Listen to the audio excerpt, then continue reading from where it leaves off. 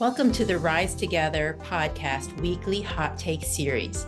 Every week, we're going to bring you powerful stories and strategies from leaders who are making a real impact by building stronger, more resilient communities.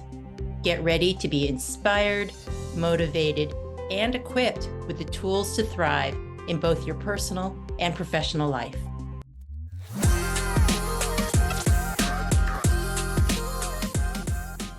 Hi, everybody, and welcome. I'm Beth Almaris, and I'm with the Foundation for Family and Community Healing. We're a small nonprofit that's really dedicated to helping individuals and organizations build strength and resilience through skill-based education. So I'm really excited today. We have a great guest. I know you're going to enjoy our conversation. Everybody, meet Tracy Burns, who is the CEO at the Northeast Human Resources Association. How you doing, Tracy? I'm well, Beth. Thank you. Thanks for having me. Yeah, thanks for joining us and sharing a bit of your story today. So, can you tell me a bit about your organization? Just, a brief overview. Sure. So, as you mentioned, we're the Northeast HR Association, locally known as NARA. It's a little bit easier, not as much of a mouthful. We're a membership organization geared towards supporting HR professionals here in the Northeast, and a majority of our members are here in the greater Boston area. Okay, so Boston. Yeah. Lovely. Is it finally warming up there? Well, it is. It's 74 today, according to my computer. So, but tomorrow could be different. So we're hanging on to the hope that we have a few days of sunshine.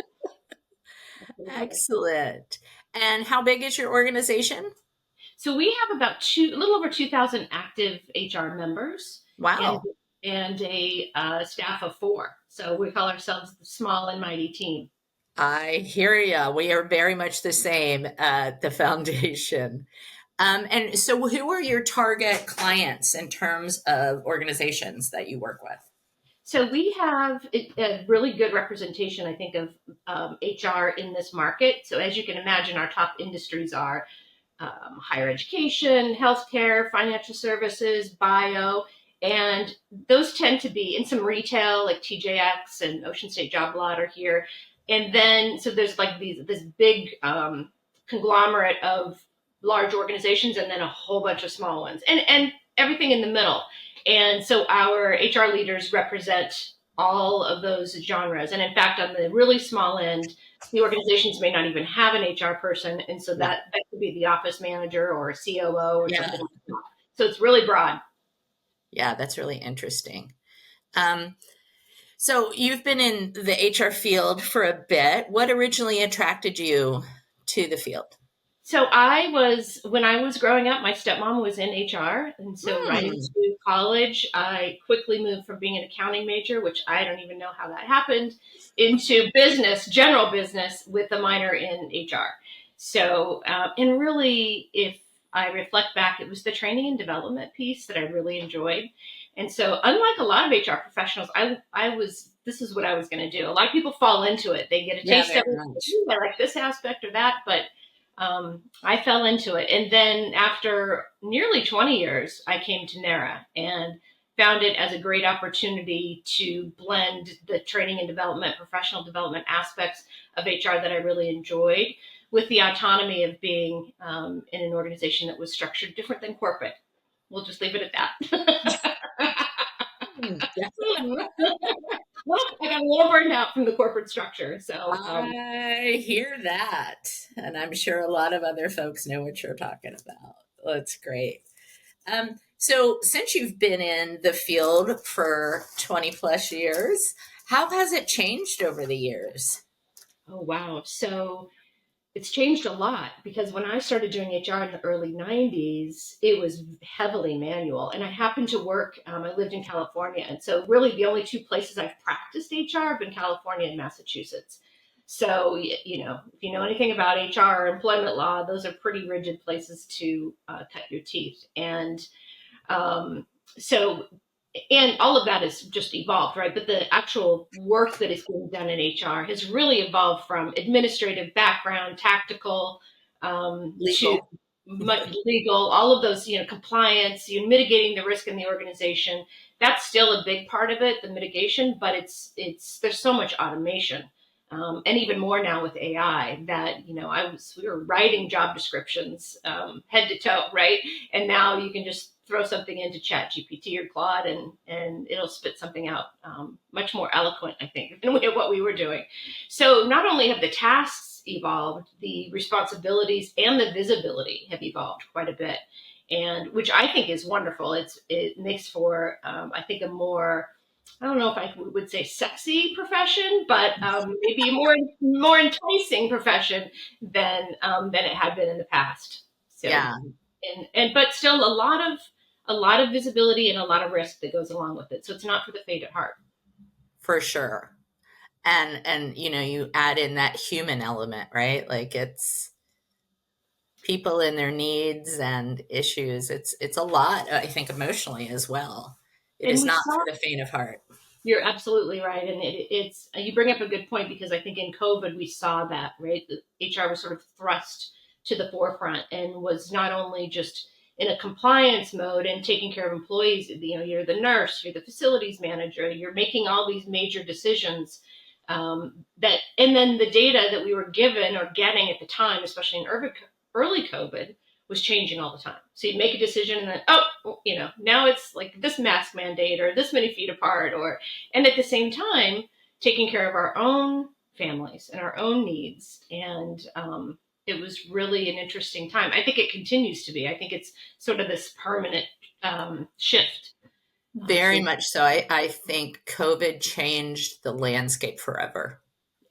Absolutely. The work landscape for sure. And the complexities of the challenges. One of the other things I think that really changed, at least from an HR perspective, is I remember, and it's now been 15 years since I've been in corporate HR, but anytime anything got really personal, let's say a personal health crisis or something going on at home, it was like time for the EAP, right? It was, there was these, we would say that to our managers. We would do that inside of the HR department.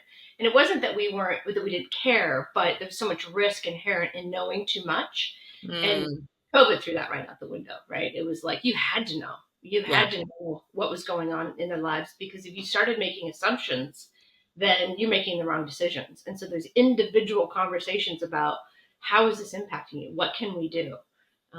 So that really blew things out from a different scale. It's really interesting. So you brought up EAP, which was kind of like the front line for employee health and wellness there for a while, but I'm hopefully seeing it being a much broader offering now for at least, organizations of certain sizes. Can you talk a little bit about what you're seeing in HR in terms of health and wellness and supporting employees? Sure. And I think that, wellness, well-being started to trend about 10 years ago, maybe a little bit longer, when we really started to understand that it was important to address the whole person. So there's financial well-being, there's emotional well-being, there's physical well-being, in areas that, like I said, we didn't always touch or feel comfortable addressing as employers. And so I think a lot of the really effective EAPs have come along that journey with organizations, and now are offering a whole bunch of programming and opportunities around mental health and financial well-being and all of those things that before, I would say my perception was it was a lot of counseling or therapy, like, go find the EAP. And they were definitely offering things, but it wasn't at the forefront. I don't even think that people tapped into those things. And some didn't even tap into the EAP because they were worried it wasn't confidential. But I think there's much higher utilization we're seeing. And also just, I think we've normalized some things, especially around mental health, and that we all deal with it at some level. And we have friends and coworkers and family members that also deal with it. So I think there's been a wonderful evolution in making that more part of who the employee experience, if you will, and being more open to having those conversations that were perceived as taboo. Yeah, that's excellent. What about the role of kind of managers and supervisors and organizational leaders in health and wellness for their employees? Because you have to kind of be a middle person, right? Absolutely. To facilitate. It's really the toughest job, right? Those middle managers. And we saw in COVID too, that I think if you were a pretty good manager, you probably struggled, but you did okay. But if you weren't a good manager, didn't have a good leader, didn't have good, good trust or a good relationship with your direct reports, that was very evident early on. People were leaving or struggling. And so I think it's, we've seen organizations give a lot more support to sort of that middle manager rank in hopes that when they do get to a higher leadership role and having more span of influence, that they'll be even better and more effective. So, but it's still tough because you're likely responsible for a budget, you're responsible for people, you're responsible for the product and service. So you're still very stretched, and trying to be effective in any one of those areas, I think, is a challenge. So organizations that are ramping up their leadership development are wise to do so. And what we're seeing in terms of content is more of what we used to call soft skills, Beth. It's the hard Right. stuff. It's the hard stuff, the emotional intelligence, the caring for the whole person. And we'd all like to think that those things are easy and they come natural, but they don't. They do not. They Well, don't. and so often people are promoted into managerial or leadership roles based on subject matter expertise or length of time at a company, and not necessarily because they have the skills and or even the personality type Yeah. to really. And to your point, do they even want to do it? I mean, Yeah, I well, think there's that. Yeah. they get caught up in the title and the money, which I absolutely understand and have fallen into myself. But some people don't, and I think there is a better recognition, or there's starting to be a recognition of the value of individual contributors, and that not everybody wants to get it into that spot. And Yeah. so the question then is, how do you manage that? Both manage perception, as that person becomes a lame duck, and continue to support them, and also not block everyone else. So how do you, I think organizations are becoming a little more fluid in that Yeah. respect, it's not such a ladder, if you will, and more of what work needs to get done by who, and trying to be more flexible in that respect. Yeah. I'm really glad to hear that. I'm really glad to hear that some of maybe our structures are starting to morph a bit. I mean, they've only been around for 75 years or more, so maybe we should change them up a little. Well, we can all be resistant to change. Yes. Oh boy. Yes. Yes. So, what do you think are some of the trends coming our way in the HR field? What do we need to be thinking about? Definitely AI. And I think that we can't underestimate the impact. I've seen it change in the last year and a half from what felt like, okay, this can help me write some things, to full on, support for decision making. And as I mentioned before, like spitting out product, right? And so I don't see that slowing down. And in fact, a lot of us are having a hard time keeping up, because you get a tool, you get used to it, and you're like, oh, this is what it can do. And then all of a sudden there's a new one, or there's something else that can do something better. So it can feel a little bit overwhelming, but at the same time, we either move to the mountains and live in isolation, or you lean into this. So trust me, I've thought about moving to the mountains and just cutting off the entire world. I don't think my kids would appreciate that, but that's how it feels to me right now, is that you kind of have to jump in with 2 feet. It doesn't mean you have to be the guru, but from an HR perspective, there's 2 lenses, right? There's, how do I adopt it in my HR department to make us more effective? And then how do I help the organization adopt this technology in a way that is safe for the organization? Because you want data leaks and all that kind of, like, if people don't have a policy or a process of some sort, which is not my favorite thing, but I understand that you have to have a framework around it so that it doesn't get crazy, and that you lose a lot of your intellectual property, and or worse yet, some kind of data leak. So it's twofold from the HR perspective. And that's a lot of change management. It's not just like, what should we use? It's now, how do we get all these people on board to use it? And then how do I walk the talk in my HR department to say, okay, we have to use it. We have to role model. And so what are we going to use? How are we going to use it? So all the same rules apply. Yeah. And then how do you also make sure that people are still allowed to tap into their own expertise, their own creativity? Like, I think there's a balance, right? That we don't even know yet because everything is changing so quickly. It's not even just the ethics behind all of the use, but it's like, how do you maintain your own professional skill set and creativity and passion for the work in alignment with everything AI can do? That's a great point. If you enjoy writing or you enjoy Yeah. creating some kind of content, or even like for us when we do marketing material, there's people that really love doing that, and we're like, we could just sort of put it in here and it could spit out something really pretty in like 5 minutes. So you're absolutely right. I think there is, I'm sure you've heard, people are afraid of losing their jobs. And Yeah. while I think that's a real concern, I think the bigger concern that you're raising is my job's going to change. And I don't know if I'm going to like Job satisfaction. Yeah, Yeah. exactly. Exactly. Interesting. Well, great food for thought, for sure.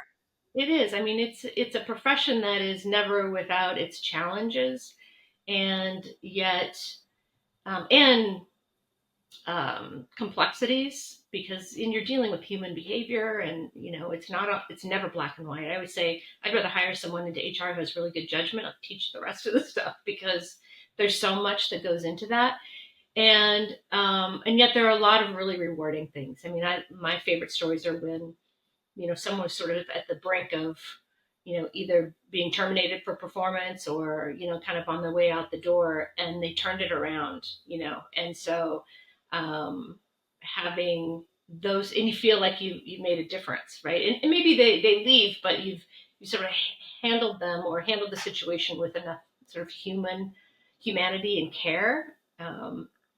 Those are the things that it can be really rewarding, right? Because it's their livelihood. And so at the end of the day, someone said, I would say sometimes at NARA, I would say, well, we're not saving lives, because we get stressed out about things. And it's like, some things can wait until tomorrow or Monday or whatever.